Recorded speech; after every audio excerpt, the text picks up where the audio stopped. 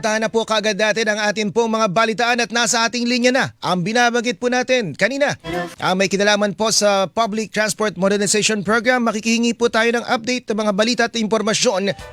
Nasa linya na nga po si Transportation Undersecretary Jesus Ferdinand Ortega na siya pong Undersecretary for Road Transport and Infrastructure ng DOTR.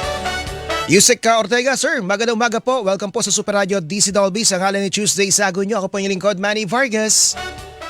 Hi Manny, good morning. Magandang umaga sa inyong lahat dyan. Opo, una sa lahat, sir, unahin ko lang muna.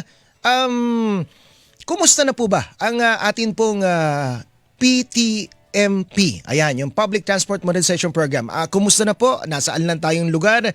Ano po yung tinututukan natin? At syempre, mukhang mayroon pong mga nagsiatrasan. Pahingi po na update po tungkol doon.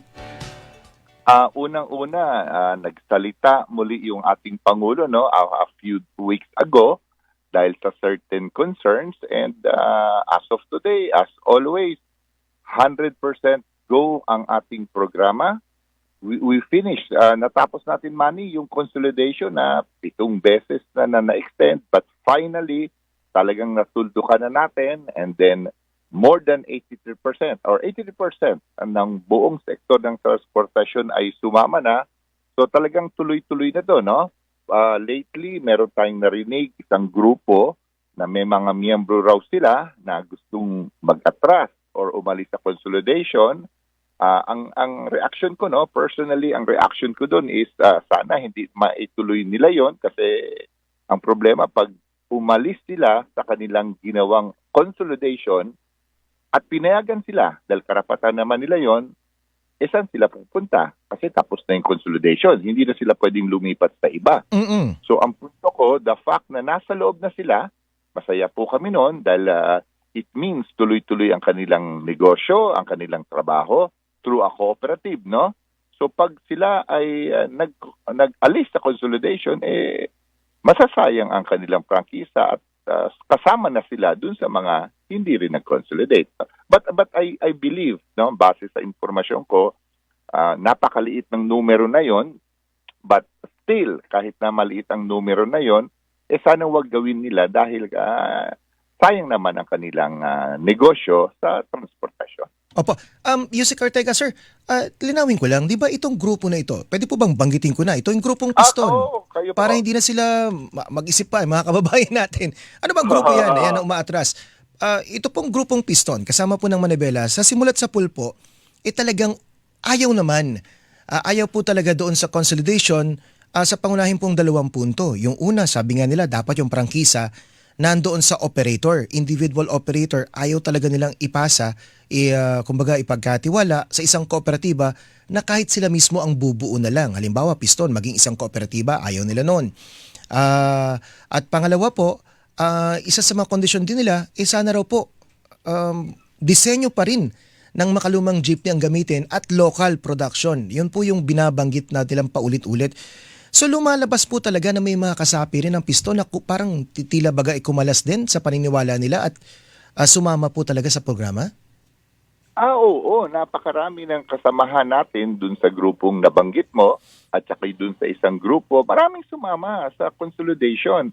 Kasi naman, I'm sure at the end of the day, nag-isip po sila at tinanggal nila kung ano yung mga maybe emosyon, maybe politika sa kanilang pag-iisip at naisip nila na anong masama ba sa modernasyon? I mean, there's nothing wrong. Alam mo, uhaw na uhaw tayo dito, Manny, sa pagpaganda. This is not about modern vehicle lang. This is about the system na modern. At saka yung paulit-ulit na naririnig po natin na yung traditional jeep, mawawala. Walang katotohanan yun. Ang dami na naming naaprubahan na modern vehicle pero itsurang jeep at manufacturers. Hinihintay natin mag-apply yung ating mga local manufacturers at meron na tayong naaprubahan. So regarding the jeep design, regarding the manufacturers, it's not a debate. Pwedeng-pwede sila. So itabi na natin yon. Ang talagang noon pa namin narinig, and kita up to now, at ikaw na rin nagsasabi, ang pinakaayaw talaga nila ay mag-consolidate.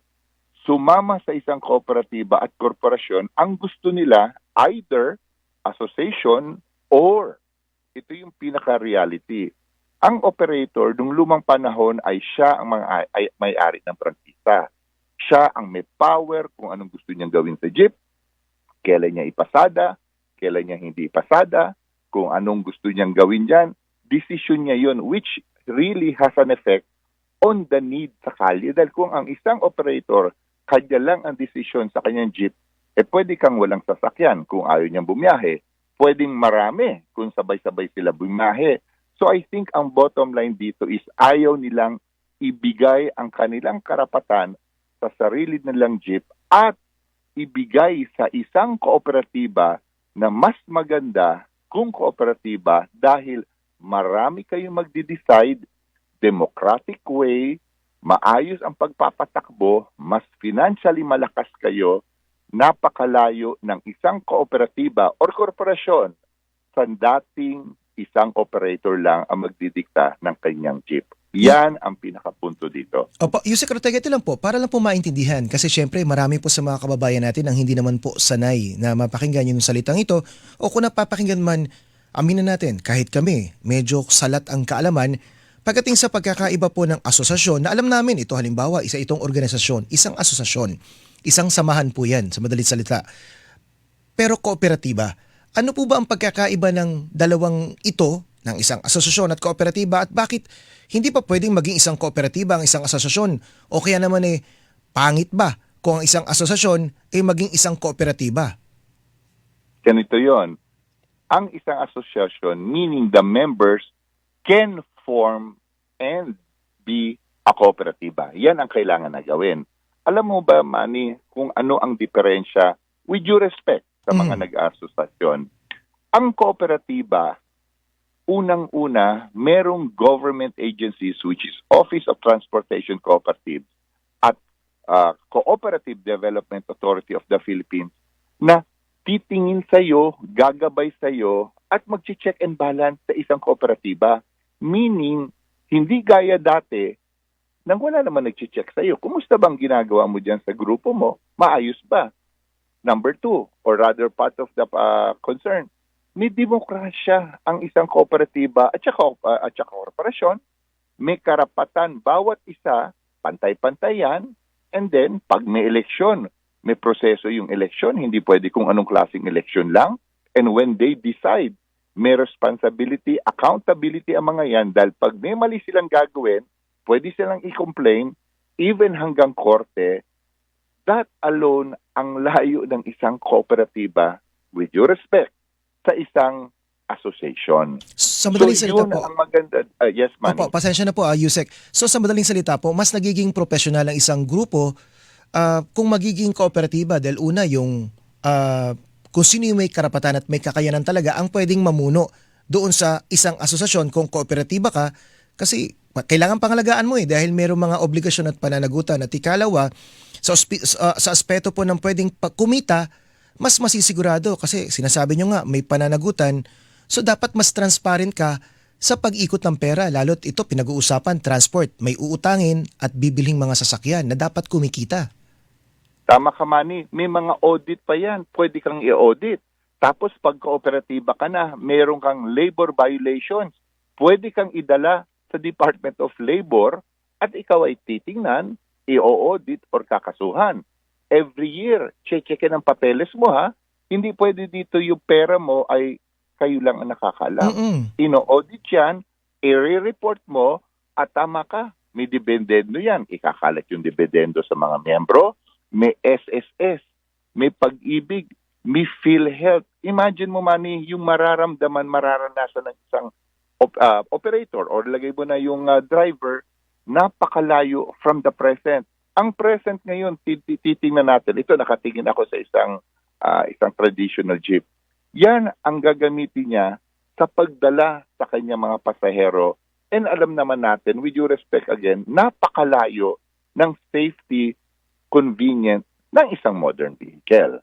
Pagkatapos, ang mangyayari dyan, yung mga jeepney na yan, or yung mga later on na mga modern vehicle, papasada lamang yan kung kailang kailangan. So meaning, wala kang sobrang sasakyan, wala kang kulang na sasakyan, kung i-impose natin yung fleet management. So talagang walang debate sa layo ng advantage. It Mhm. is just that ang bottleneck, kaya kung napapansin nyo, 2 grupo na lang ang natitira. Kasi talagang ang iba ayaw bitawan na ako ang boss sa sarili kong sasakyan, which in a cooperative is not possible dahil demokrasya kayo. At the same time po, Yusek, correct me if I'm wrong po, pabor ito no sa mga driver. Kasi hindi lang sila kikita depende do sa pasada nila sa araw na yon, kundi nabanggit nga ninyo may dividendo. Kami po miyembro ng kooperatiba rin. Kada taon, nagkakaroon ng pagpupulong doon at inaanunsyo sa amin yung dividendo namin at saan nakabata yung dividendo na yon. Magkano ang kinita ng kooperatiba, bakit ito ang hatian, ano ang pinakagastusan. So ito papabor pala sa mga driver kung sakali.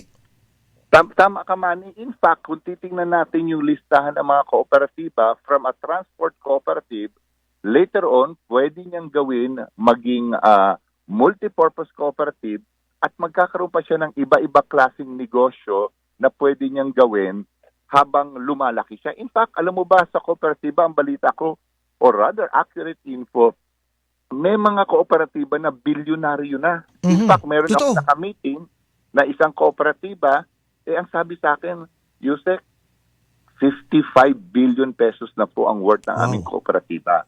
So, ang punto ko lang dito is, hindi ba natin pwedeng ibigay yung pagkakataon na yan sa ating mga butihing driver na mag-improve ang kanilang buhay? So, siguro, salamat, Manny, marami tayong napag-usapan ngayon.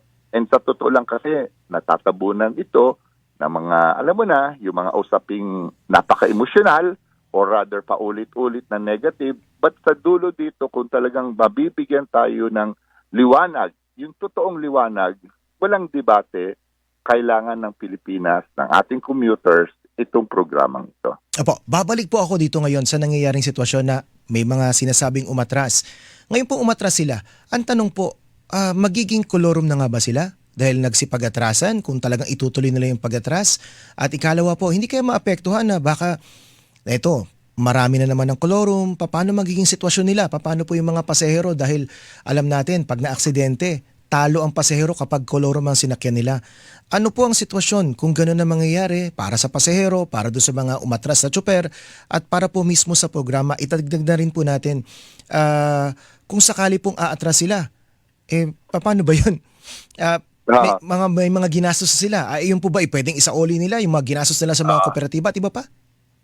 Ganito, Manny, no? Yung pag-atras, kung meron mag-aatras, kung iilan sila, sa programa, walang epekto yan.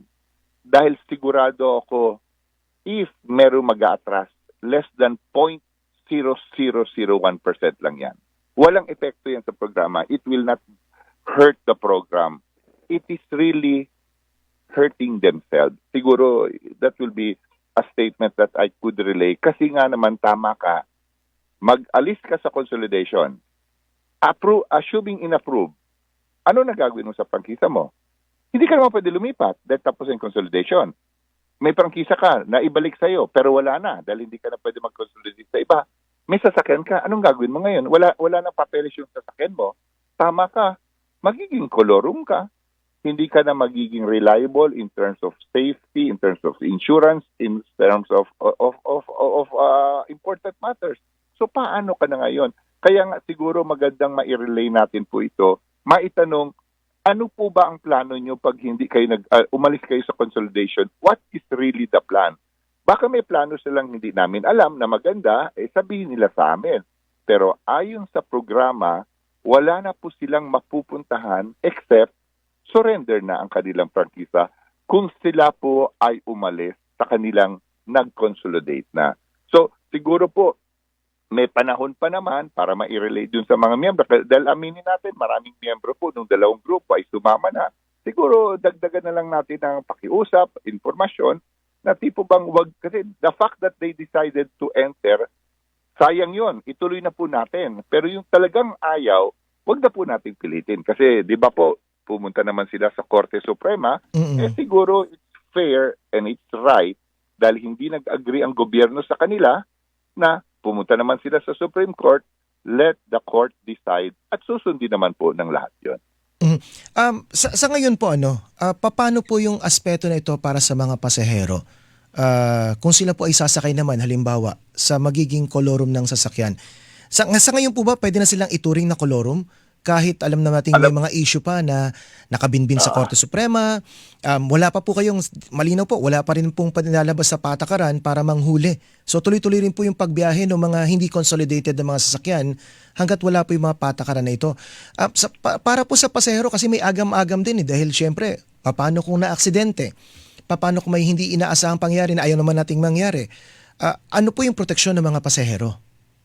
unang-una talagang nasa enforcement na yan, nasa LTO, nasa MMDA, nasa kapulisan na yan, sa Highway Patrol, na ika nga mahuli, pa-check yung mga talagang wala ng karapatan. Alam mo ba, paulit-ulit kami, Manny, na nagsasabi na kusa na kayo wag pumasada dahil alam naman natin yung karapatan nila na pumasada ay wala na or tatanggalin na dahil wala nga silang prangkisa. So, tama po kayo. We will have to enforce now yung karapatan ng gobyerno tungkol sa pagpapasada ng illegal or na walang papeles. I think it is fair na kusa nila dapat gawin. Ngunit, tama po kayo, no? Admittedly, wala pa pong nilalabas yung ating mga ahensya, but soon, ilalabas po natin yan. Ang pinaka-importante po dito is ito. Once ma-implement po yun, napakaganda ng sitwasyon kung hindi na talagang bumabiyahe ang walang prangkisa, ang hindi nag-consolidate, para ma-implement properly yung ating programa at yung ating patakaran. But it will be released very soon, Manny. Yusek, pasensya na po. Ito po wala po sa hindi namin naitanong sa inyo itong nakalipas. Kung itong may umaatras at baka mapayagan, ito po baka palang kasi karapatan naman nila 'yon kung talagang ayaw na nila. Paano naman po yung mga hindi umabot na interesado pa rin na sige na nga, sasama na nga ako.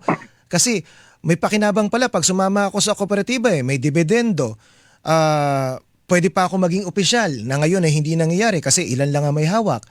O kaya naman po pwedeng mas marinig pa ako at nabanggitan ninyo, may mga kooperatibang mas nagkakaroon pa ng oportunidad para kumita ang mga miyembro dahil hindi sila transport lang, kundi pumapasok din sila sa iba pang pwedeng pagkakitaan, lalo na kung yun pong tsuper o isa pong dating operator, mahilig sa pagninegosyo. Meron siyang vision na tinatawag na nakikita niyang, pwede akong pumasok sa ganito at pwedeng makatulong sa akin ng kooperatiba.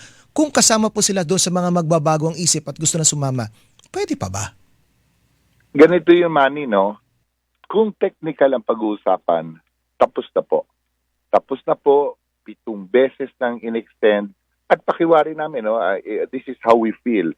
Lahat ng may gusto, nasa loob na. Talagang yun ang naging epekto, lalong-lalo na nung ating Pangulo ay nagbigay ng 4 na buwan na extension para sumama. So, ang mga ayaw, or rather, ang mga gusto, nasa loob na po. Ngunit, may sinasabi ka na, baka meron pang nagbago ng isip. Baka gusto pa. Alam mo, hindi ako pwede magsalita ng tapos dahil hindi ko mapipredict ang desisyon ng nasa itaas or kung ano ang dating nung ganung bagay sa ating mga top officials, 'di ba? Ang aking masasabi lang is kung siguro meron talagang gusto na sumama pa, walang masama na magparating officially, formally, para naman yung ating ahensya, ang ating gobyerno ay pwedeng makonsider at magdesisyon. Yun lang po siguro ang pwede kong masabi dahil again, consistent with karapatan mo rin gawin yon. Ang hindi talaga magbabago dito ay yung patakaran sa programa na kailangan ka mag-consolidate para mas maganda ang takbo ng ating pampublikong programa. Siguro po yun ang masasabi ko sa naisaad mo, Man. Opo, Yusek Ortega, panghuling punto na lamang po kasi may mga nagsalita na pong mga opisyal ng pamahalaan mula po sa hanay ng legislatura. Lalo na po sa mataas na kapulungan. Meron po sila mga pasubaling ipinapaabot na sabi, bakit nasaan ba yung ruta? Isa sa mga tanong din yan ng mga tumututol. Bakit wala pa raw ruta? Paano sila makasisigurong sila ay kikita? Meron po tayong isang texter, si 6662. Ang sabi niya, ang hinihingi ng Senado sa inyo ay ang patakaran at alituntunin dapat sundin ng mga kooperatiba. Wala raw kayong safeguard na ginawa. dahil marami raw pong kooperatiba na hindi naman nakababayad sa utang. Ito po yun, walang transparency. Sinasabi ko to, Secretary Yusek, ha, para lang po at least matugunan para for the sake of transparency at Tama discussion. po yan. Walang transparency daw po sa mga miyembro. At yung ruta hindi pa tapos. Patugunan naman po ito mga tanong na ito ng isa po sa mga texter at tagapakinig natin. Dalawang bagay po yan. Unang-una, talagang nasa stage tayo ng tinatawag na route rationalization or LPTRP. Talagang 2 at 3 taon pa ito matatapos, wherein magtutulungan ng LGUs, ang DOTR, LTFRB para gumanda ang dami ng sasakyan, ang dami ng mga ruta, kaya nga meron tayong tinatawag na LPTRP. Ongoing po yan. Hindi po yan maibibigay ngayon o bukas or next year. It is ongoing nationwide. At habang ginagawa yon, tumatakbo naman ang mga sasakyan po natin, ang mga biyahe. So wala pong problema. The LPTRP route rationalization is in the process of being done. Itabi ko na yon. Yung sinasabi na mga hindi nakakabayad, mga may problema internally, totoo po yun. Meron talagang nangyayari na ang iba nating mga kaibigang kooperatiba nahihirapan. Yung mga iba nating mga kooperatiba, meron silang problem internally regarding the officers. But I would like to say, this is normal. Normal po to sa any organization, sa isang union, sa isang company, sa isang corporation, sa isang committee, sa isang homeowners association. Normal po may mga problema. Ngunit ang importante ay hahanapan at gagawin ng paraan. Ginagawan po yan ng paraan ng Office of Transportation Cooperatives, ng Cooperative Development Authority. Tungkol naman sa paghirap sa bayad, may mga tulong pong gagawin yan para ma-improve yung kanilang finances. But if gusto nating iparating yung mga problema na yan, as if yan ang malawak na nangyayari, like majority are ganyan, napaka-inaccurate naman po yun. Hindi po totoo yun. Totoong may nangyayari, kaya kailangan natin tulungan, but if you are saying na yan ay majority, wala pong katotohanan yon.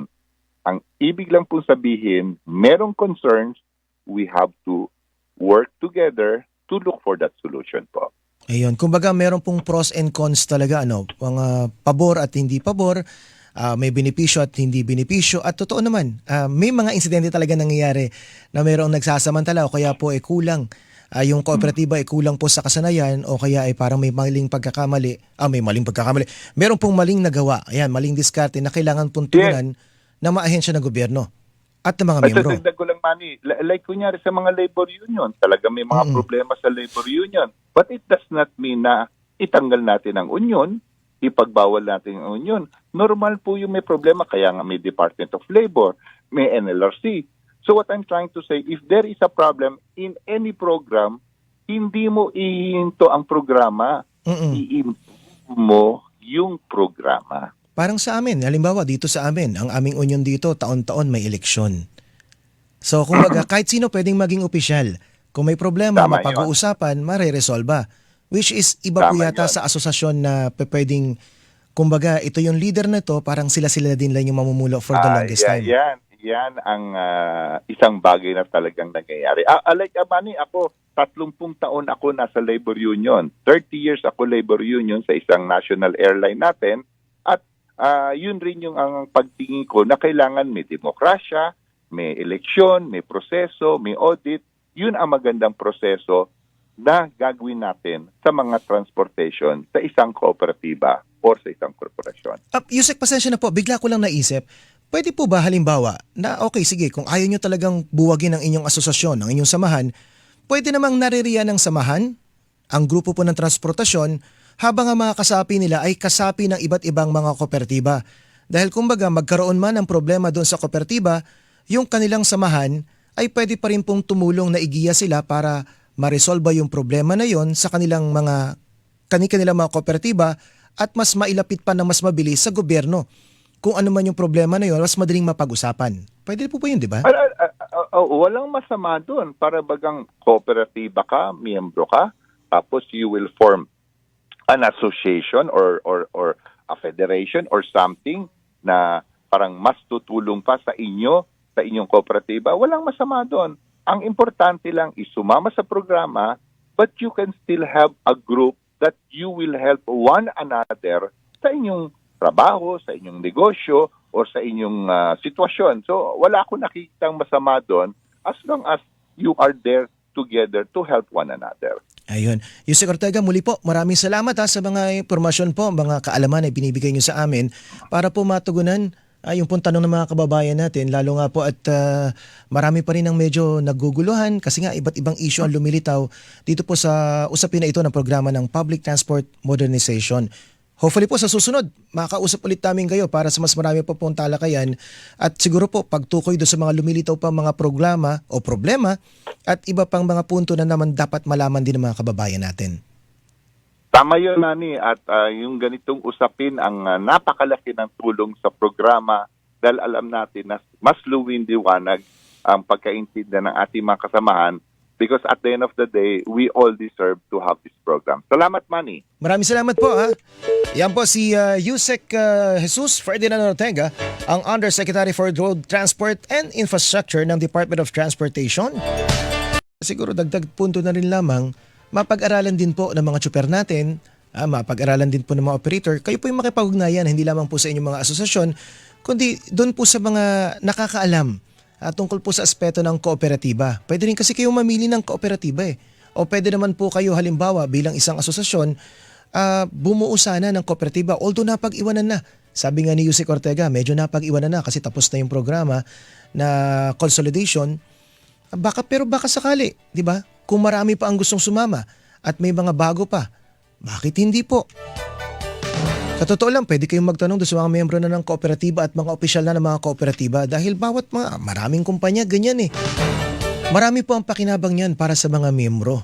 At kung sakali po may problema, as long as iiral ang transparency mga kapuso, pwede po magkaroon ng mga pagbabago mula po sa mga opisyal at sa mga programa na ipinatutupad sa mga bawat kooperatiba. Diba? O teka, may mga Hilingan, walang pinoprotektahan.